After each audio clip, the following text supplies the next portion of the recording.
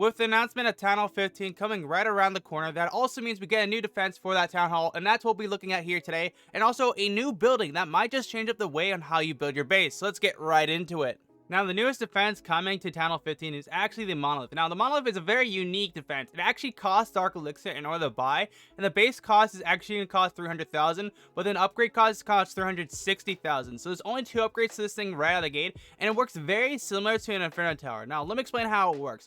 First of all, you have the base damage, which does 150 damage upon impact, but then the second time it hits its target, it's going to do 14% more extra damage based on the target's actual health. So this thing is actually insane. So what you're going to see right here, the barbarians are going to get taken out with 2 shots. Of course, archers are going to get 1-shotted. Now, giants on the other hand are very tankish, but the damage bonus on top of after the first shot is going to increase it to make it only take 5 shots in order to kill a new max giant. Keep that in mind, that's the new level.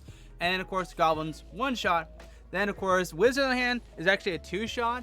And then we got ourselves access to dragons, which this is definitely a very interesting battle to compare these two. Plus the damage bonus on top of it from the Monolith is going to take it exactly like 6 or 7 shots and actually do it. And the dragon didn't even get it half health. It barely got it there. And then P.E.K.K.A.'s are of course going to be very tankish. So you know P.E.K.K.A. ain't going down without a fight. So it's going to take a total of like 7 or 10 shots before it actually kills the P.E.K.K.A. And the P.E.K.K.A. got 2 good shots on the Monolith, meaning that the Golem over here is definitely going to easily clean it up because it's health damage and also damage after death with the Golemites. You can see absolutely pops it.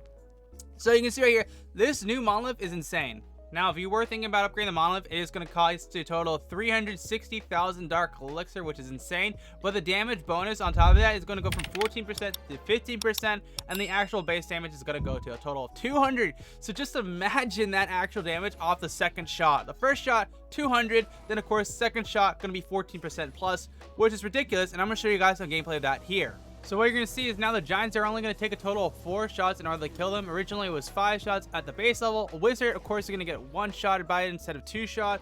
Dragon is now going to absolutely just get destroyed by this. So that's the 3rd shot, 4th shot, 5th shot.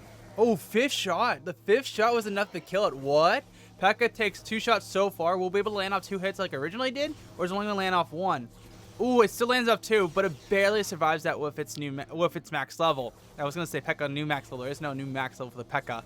And of course, the golem over here too is getting absolutely wrecked by this thing. Now, of course, usually one of the mites might survive, but looks like this time they actually might kill 2 mites, but not kill a tower, or maybe they'll get it because of after death damage. Actually, I might just get it. Yeah, they just got it. The mites barely got that. But you can see the new max tower is insane. So now there's a second defense coming to Town Hall 15. Not only do we got the Monolith, we also got the spell tower. And honestly, this is the defense I think that's going to be most interesting to see how people use it in their base, because it works pretty straightforward. It's basically deploys a spell once troops enter a certain radius. And of course, the defenses will get a boost depending on what the spell is. For example, here the base spell is actually the rage spell. And if you were to actually drop it on your defenses, of course, increase their damage overall, making them do a lot more damage to enemy troops. Now, I'm not sure if this will affect the clan castle troops. If it does, that would be insane, but I assume for the time being it's only going to work for normal defenses. But that's the first spell you can actually have access to at the base level. Now, if you were going to upgrade the spell tower to the 2nd level, you'll get access to the poison spell, which is probably the best spell out of all 3 of these, but this is going to cost you 16 million in order to upgrade this. And of course, you can only use one of these spells at a time, so you can actually pick which one you want to select from, so that's pretty nice. But let me explain now how the actual poison spell works. Now, it works very similar to the rage spell, but depending on where you want to place in your base will actually matter a lot, because this is probably the strongest spell, because it's going to chew up small troops with ease, big troops with ease, or just like be absolutely amazing for countering certain things that you want to counter with. So you can see right here, the poison spell dropped and just chew through all the barbarians, and this is probably the best spell. I'd be very curious to see which one's your favorite after you see the 3rd one, but let me ask you this question: which of these 3 spells is your favorite? Let me know in the comments down below.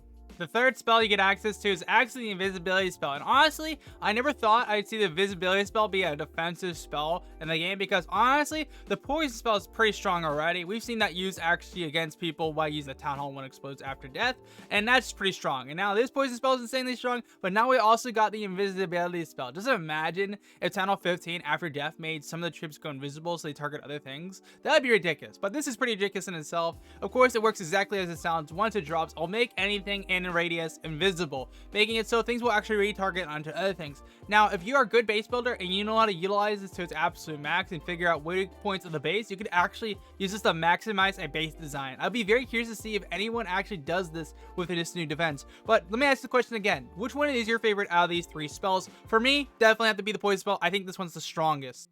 If you guys did find this video interesting though, make sure to smash the like button and get subscribed, because tomorrow we're supposed to get even more sneak peeks, even maybe on a new troop. So get subscribed so you don't miss out on that. Until then, I'll see you guys for our Clash of Clans video. GMAN out.